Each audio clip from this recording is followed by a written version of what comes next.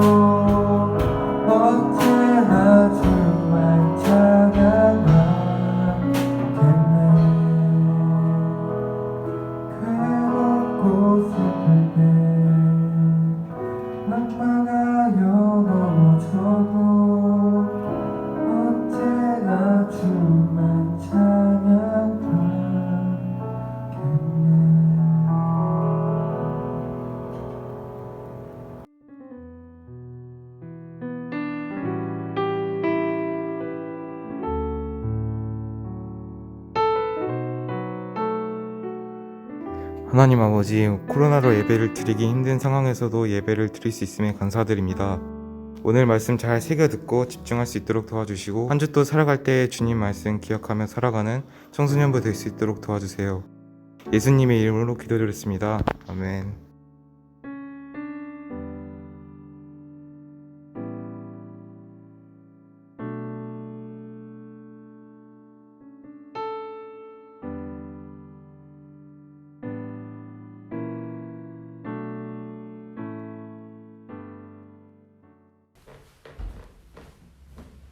네, 오늘도 시간을 구분하여 각자의 자리에서 예배를 드리는 우리 강동 청소년교회 모든 선생님들과 학생들을 환영합니다. 우리 함께 말씀 찾아보도록 하겠습니다. 하나님께서 오늘 우리에게 주시는 말씀은 마가복음 4장 35절부터 41절까지 말씀입니다.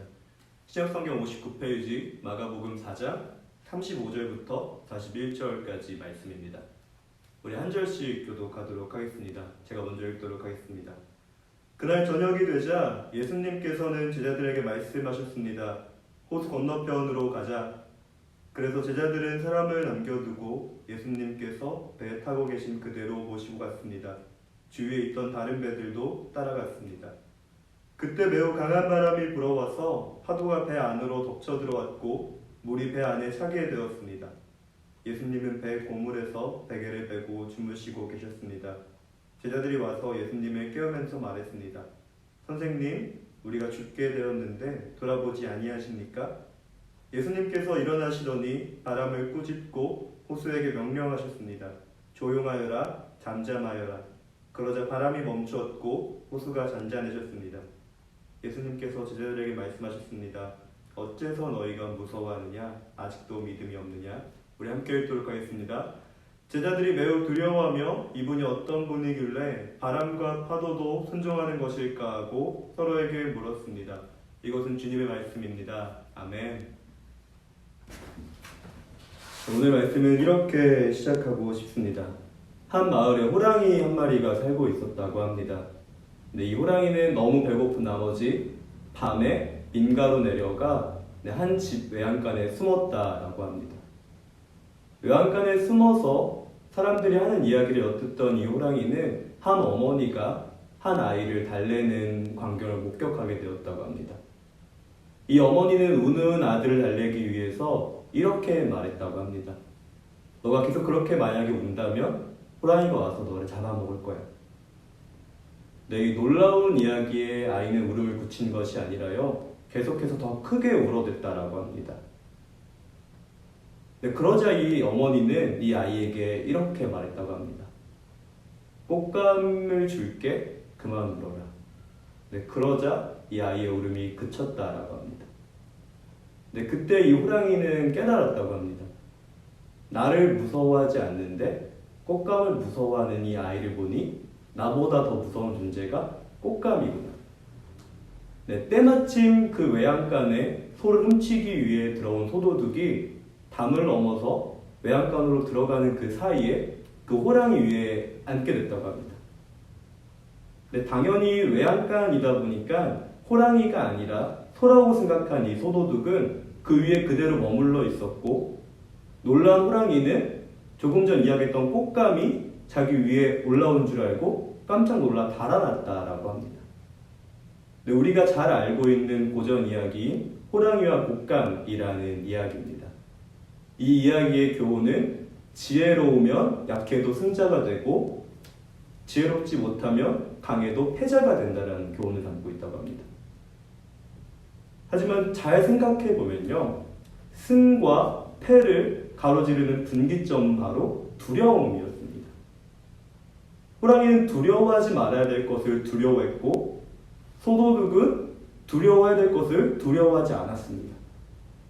아이는 두려워해야 될 것을 두려워하지 않았고, 두려워하지 않아도 될 것을 두려워했다라는 것입니다. 네, 오늘은 성경이 말하고 있는 두려움에 대해서 이야기해 보고자 합니다. 네, 본문은 이렇게 시작됩니다. 예수님께서 사역을 마치시고 밤에 떠나자라고 말씀하십니다. 네, 실제로 예수님께서는 갈릴리 가버나움 쪽에 사역을 하시다가 아랫 동네인 거라사로 이동을 하자라고 제자들에게 제안하십니다.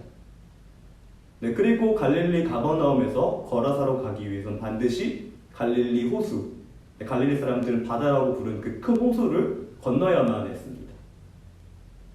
네, 한편 갈릴리에서 어부로 생활하던 제자들은요, 갈릴리 호수를 밤에 건너자라는 말이 어떤 의미인지 잘 알고 있었습니다. 이 갈릴리 호수는 아침에는 굉장히 잠잠하고 그 물안이 보일 만큼 평화로운 호수이지만요, 밤이 깊어지면 깊어질수록 바람이 거세게 불고 바람으로 인해 파도가 일어나면서 그 안이 혼탁해질 만큼 되게 불고기 많은 호수였습니다. 네, 그렇기 때문에 예수님께서 그 밤에 갈릴리 호수를 건너자라고 하는 말은 제자들에게는 어떤 의미인지 제자들은 잘 알고 있었습니다. 네, 하지만 제자들은 우리가 아는 것처럼 믿음을 가지고 순종합니다. 그리고 예수님과 함께 그 밤에 갈릴리 가버나움 쪽에서 거라사 쪽으로 항해를 하기 시작합니다. 네, 정리하자면 제자들이 믿음으로 순종해서 항해를 시작하고 별다른 지장이 없이 순행할 때에는 아무런 문제가 일어나지 않습니다. 하지만 시간이 지나고 밤이 깊어짐에 따라 바람이 거세게 불고 파도가 크게 쳐 배가 침몰할 위기에 처하게 되자 문제는 발생하기 시작합니다. 본문에 기록된 것처럼 제자들은 급히 예수님을 깨우게 되고, 예수님은 급히 일어나 바다를 잔잔하게 하시고 제자들을 꾸짖습니다. 그리고 예수님께서 제자들에게 이렇게 말씀하십니다. 너희들의 믿음이 왜 없느냐? 왜 아직도 두려워하느냐? 라고요.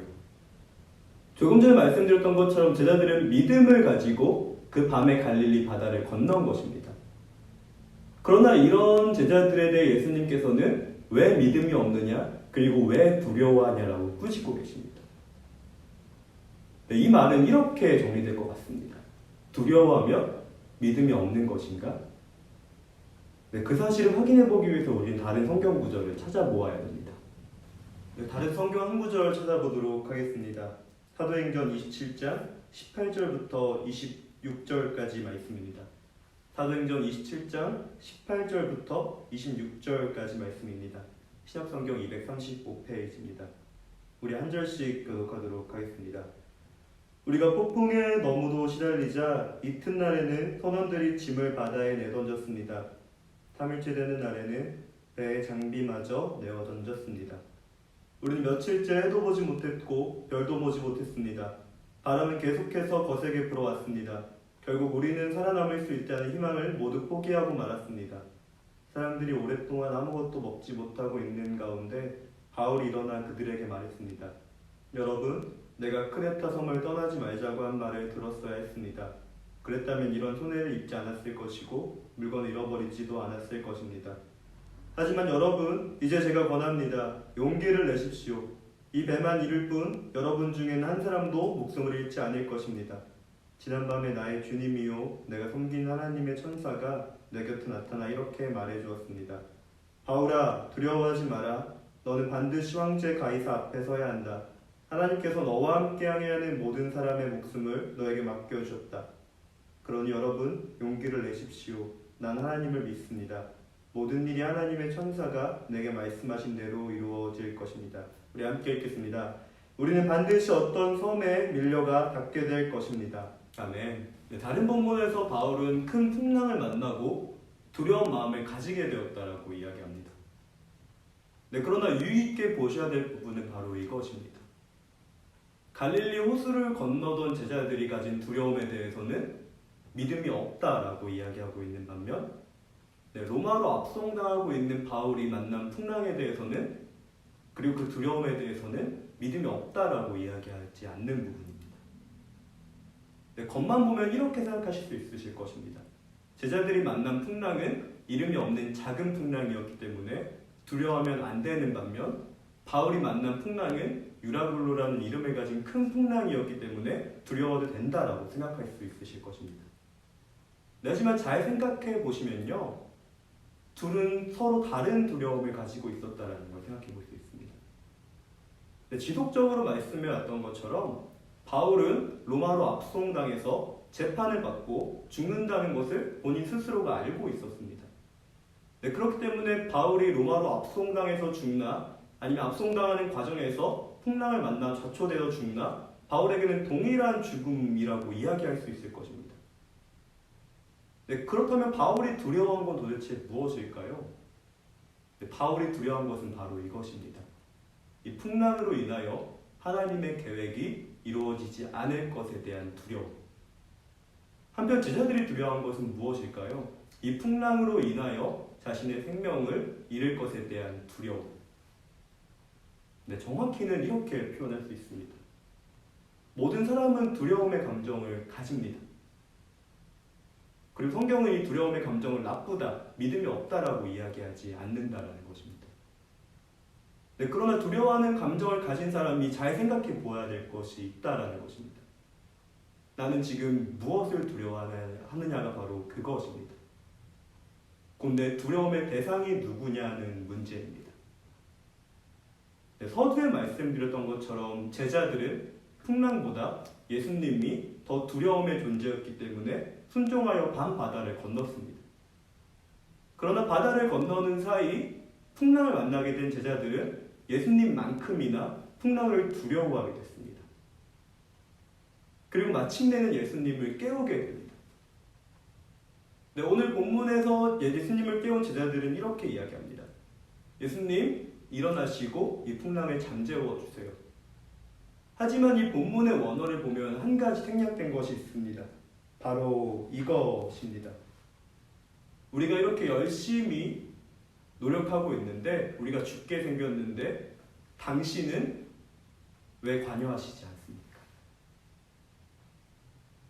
바꿔 말하면 이렇게 되는 것입니다. 하나님, 우리는 이것과 싸워서 우리 생명을 지키려고 하는데 당신은 왜 그렇게 천하태평하십니까? 당신은 왜 아무 문제가 없는 것처럼 주무십니까? 이 말의 요지는 바로 이것입니다. 당신도 사람이면 일어나서 우리와 함께 어떻게 해서든 이 문제를 극복해 보기 위해 노력하세요. 조금 더 철저하게 이야기하자면요, 당신도 우리와 같은 사람이니까 이 파도를 좀 두려워하세요 라고 요청하고 있는 것입니다. 네, 제자들의 발언은요, 예수님 죽게 생겼으니까 일어나세요, 우리를 도와주세요, 이것이 아니라요, 정확히 이야기하면 이런 것입니다. 당신도 사람이잖아요. 죽음이 무섭지 않습니까? 이 죽음의 위기를 극복하기 위해서 같이 노력해야 되지 않습니까? 이 파도를 같이 두려워해야 되지 않겠습니까? 라고 요청하고 있는 것입니다. 정리하자면 잠에서 깬 예수님은 파도를 꾸짖어 잔잔하게 하시고 제자들에게 교훈하십니다. 그리고 우리 이렇게 생각할 것입니다. 예수님이 파도를 무서워하셨거나 혹은 제자들의 말을 들어서 파도를 잠잠하게 하셨구나라고 생각할 것입니다. 그러나 예수님께서 파도를 잠잠하게 하신 이유는 그것 때문이 아닙니다.